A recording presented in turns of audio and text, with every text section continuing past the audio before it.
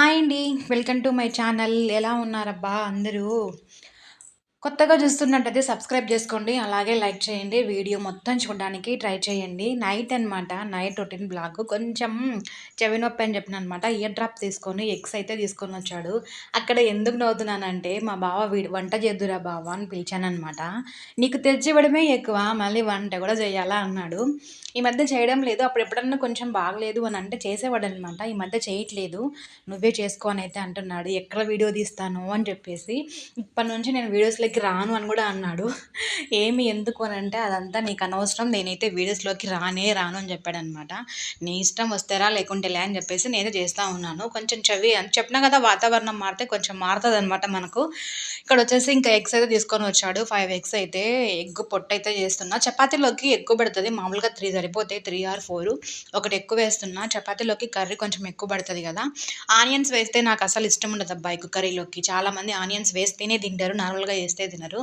నాకు ఆనియన్ లేకుండానే ఇష్టము. ఆనియన్స్ అయితే కట్ చేస్తా ఉన్నాను. 2 ఆనియన్స్ తీసుకున్నాననమాట. నైట్ అప్పటికప్పుడైతే చేస్తా ఉన్నాను. ఆల్రెడీ నేను నిన్న వీడియోలో చెప్పాను గదా! రేషన్ రైస్ చేశానని జెప్పేసి మెత్తగా అయిందని. వచ్చిన తర్వాత మా బావకైతే చూపించిన. "ఇలా అయింది బావ" అని జెప్పేసి. నేను తిన్నది వేడివేడిగా కాబట్టి నాకు బానే ఉండిందనమాట. మా బావ ఉండి "ఇట్లే అయితది ఆ బియ్యము. నీకు తెలీదు కాబట్టి, ఎప్పుడు చేయలేదు కాబట్టి మెత్తగా అయింది అనయితే అనుకుంటున్నావు నువ్వు" అని అన్నాడు. నిజమేనంట. మా అమ్మకి గూడా చూపించిననమాట. "ఇట్లొచ్చింది మా" అని జెప్పేసంటే, "అంతేలే ఆ బియ్యము ఇంకా కొంచెం పదునుగా వండితే తినలేము" అనయితే చెప్పింది. అది తినే వాళ్ళకైతే తెలుస్తదనమాట. మనం తినని వాళ్ళకి కొత్తగా తినే వాళ్ళకి మెత్తగా ఉంది అనైతే అనిపిస్తది గదా! నిజంగా చాలా బాగుండింది. నైట్ గూడా మా బావకి కొంచెం పెరుగులోకైతే వేసిన.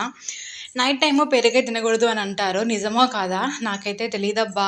కొన్ని కొన్ని, కొన్ని కొన్ని కాదు చాలా మటుకు మాకైతే తెలీదు. మేమేదో అట్లా గుడ్డిగా ఫాలో అయిపోతుంటాం.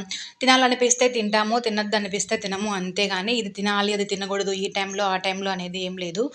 ఐస్ క్రీమ్ మాత్రం తినంలేండి. నాకు ఐస్ క్రీమ్ అంటే నచ్చదు కాబట్టి డే అయినా, నైట్ అయినా నేను మాత్రం తినను. ఎగ్ కర్రీ అయితే చేస్తున్నా ఇక్కడ. ఎగ్ కర్రీ కాదు, ఎగ్ పొట్టు అంటాం మేము. దాన్ని రకరకాలుగా పిలుస్తుంటారులేండి. సామాన్లయితే ఎప్పుడు తోమినా పడుతూనే ఉంటాయబ్బా! ఇద్దరం ఉంటేనే ఇన్ని సామాన్లు పడుతున్నాయి. నలుగురు, 5 మంది ఉంటే ఇంకెన్ని సామాన్లు ఉంటాయో ఏమో అనిపిస్తది నాకైతే. అంటే మనం చేసేదాన్ని బట్టి ఉంటది. ఉదయం ఒక రకము, మధ్యాహ్నం ఒక రకం చేస్తాం కాబట్టి ఖచ్చితంగా ఉదయం టిఫిన్ చేసుకుంటాం. మధ్యాహ్నం లంచ్ ఏదో ఒకటి చేసుకుంటాం. ఒక్కరమున్నా గానీ చేసుకోవాల్సిందే గదా! కర్రీస్ ఏదో ఒకటి.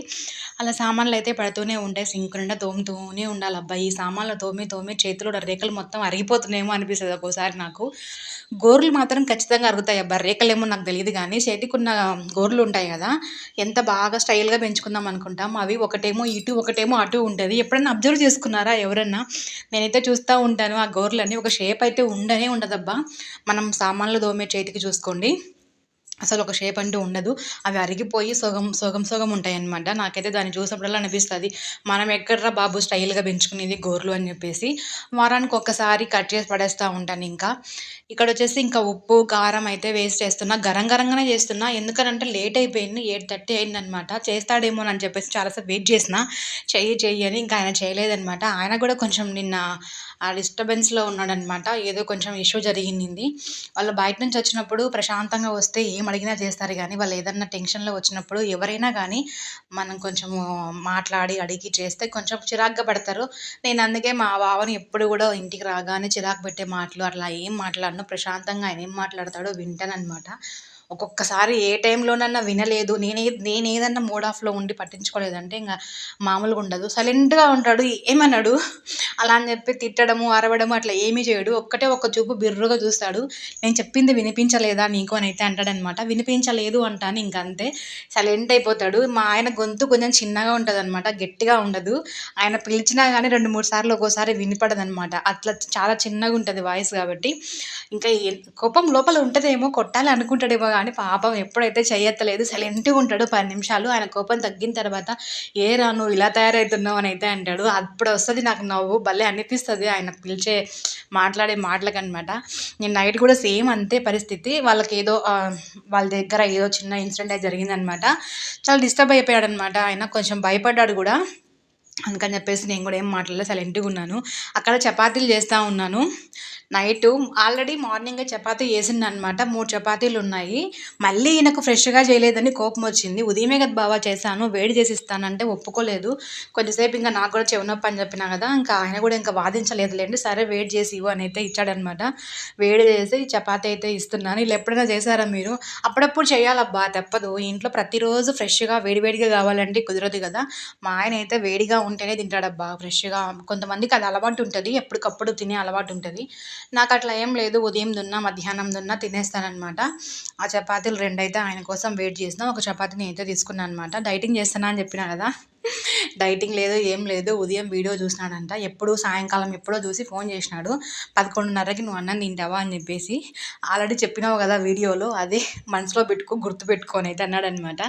ఇంకా అన్నం కూడా మీకు చూపించినట్టున్నాను నేను వీడియోలో. బాగానే ఉండింది, పర్వాలేదు. నైట్ బాగా పెరుగులోకి కూడా వేసుకున్నాడు. పర్లేదు, బాగుంది, బాగానే చేసినావు, ఇంకా కొంచెం పదునుగా వంచితే అన్నం బాగుంటుందిరా అని అయితే అన్నాడు.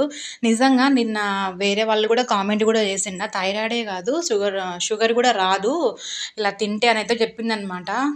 అందుకని చెప్పి అమ్మకు కూడా చెప్తే, అమ్మ ఉండి చెప్పినాను కదా నీకు ఆల్రెడీ షుగరు, బీపీ, థైరాయిడ్ అలాంటి ఎటువంటి ఆరోగ్య సమస్యలు కూడా రావు అంట, మంచిది తినండి అంటే, నువ్వు తినలేదు ఇన్ని రోజులు, నిన్న చేసుకున్నావా అని అయితే అనింది. అవునమ్మా చేసినా అని చెప్తే, అప్పుడప్పుడు చేసుకొని తిను, నీకు బాగుంటే తిను, లేకపోతే లేదులే అనింది. పర్వాలేదు, బాగానే ఉన్నిందనమాట. కొంతమందికి పడదు. మా బావకైతే కొంచెం స్టమక్ పెయిన్ లాగా అనిపించిందంట. నాకైతే ఏం లేదు, బాగానే ఉండింది. ఇంకా ఉదయాన్నే అయితే ఇంకా ఆ సామాన్లన్నీ చపాతీ చేస్తే ఎక్కువ పడుతుందబ్బా. చపాతీ పిండి ఎంత పడుతుంది, ఆ సామాన్లు పడతాయి. ఒకటి పిండి కలపడానికి చేయడానికే కదా. నేను ఉదయం చేసినాను కాబట్టి నైట్కి సామాన్లు ఏం లేవు, నీట్గా ఉండింది. గ్యాస్ అంతా క్లీన్ చేసుకున్నాను ఉదయాన్నే. ఇంకా ఉదయాన్నే టిఫిన్కి అయితే ప్రిపేర్ చేస్తున్నా. చాలా రోజులు అయిపోయింది పొంగనాలు చేసుకుని. బావ అయితే అడిగాడు అనమాట, పొంగనాలు చేసి చాలా రోజులైంది. గుంత పొంగనాలు అంటాం మేమైతే వాటిని. చాలా బాగుంటాయి అబ్బా. ఆయిల్ ఎక్కువ పడుతుంది దీనికి కూడా.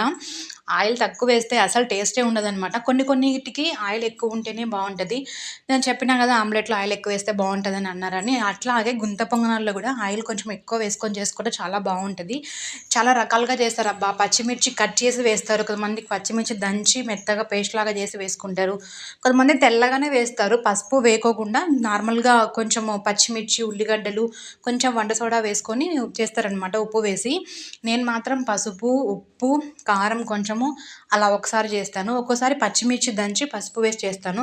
నాకు పచ్చిమిర్చి పొంగనాలంటే చాలా ఇష్టం అబ్బా. చాలా బాగుంటుంది, టేస్ట్ కూడా వేరేగా మంచిగా అనిపిస్తుంది.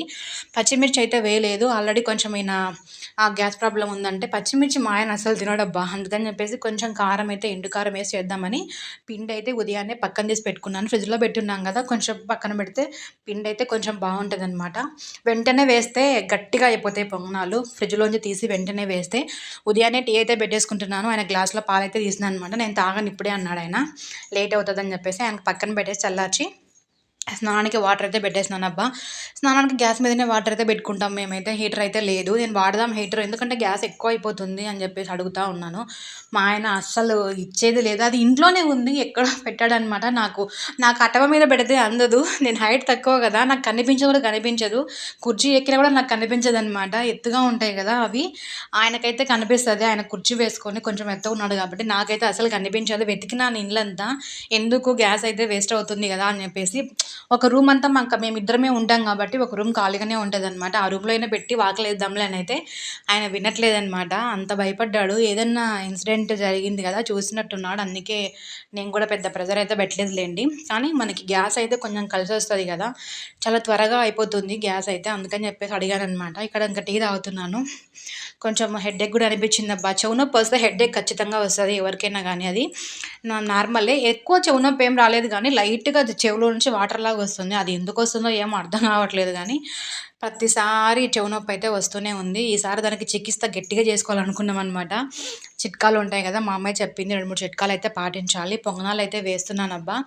మా ఆయనకి చాలా ఇష్టం పొంగనాలు అంటే. దోశ అంటే ఇష్టం కానీ పొంగనాలు ఈ మధ్య నేను చేసిన తర్వాత ఆయనకు అసలు తెలియదంట ఇట్లా చేసుకుంటారని చెప్పేసి. నేను చేసి పెట్టిన తర్వాత చాలా ఇష్టంగా తింటాడు. అని ఎక్కువ తినము, ఎందుకంటే ఆయిల్ కదా. దోశలో కొంచెం ఆయిల్ వేయకపోయినా తినగలుగుతాం కానీ ఈ పొంగనాలలో కొంచెం ఆయిల్ లేకపోతే రాదు. చాలా రోజులు అయిపోయింది కదా, ఒక 3-4 మంత్స్ అవుతుందన్నమాట. చూడండి దోశ ఈ పొంగనాల పెన్నం కూడా రావట్లేదు. 1-2 సార్లు అయితే ఫస్ట్ వాయి సెకండ్ వాయి అంటారు కదా, కొంచెం కరెక్ట్గా రావండి. దోశ కూడా అంతే కదా, తర్వాత బాగా పర్ఫెక్ట్గా అయితే వచ్చాయి. చాలా బాగున్నాయి.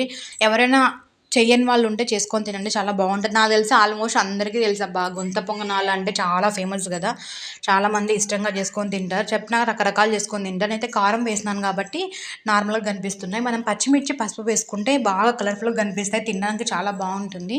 మా సైడ్ అయితే బానే తింటారబ్బా! కానీ నెల్లూరు సైడ్ అనుకుంటా గుంత పొంగనాలంటే ఫేమస్. కానీ మా బావకి తెలీదంట.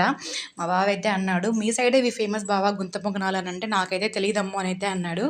కొత్తగా ఎవరన్నా చూస్తున్నారంటే సబ్స్క్రైబ్ చేసుకోండి అబ్బా! అలాగే లైక్ కూడా చేయండి. వీడియో మొత్తం చూసిన వాళ్ళకి థ్యాంక్ యూ సో మచ్ అండి. ఇలాగే మీ సపోర్ట్ అయితే ఇస్తూనే ఉండి వీడియోస్ అయితే వస్తూనే ఉంటాయి. Thanks for watching.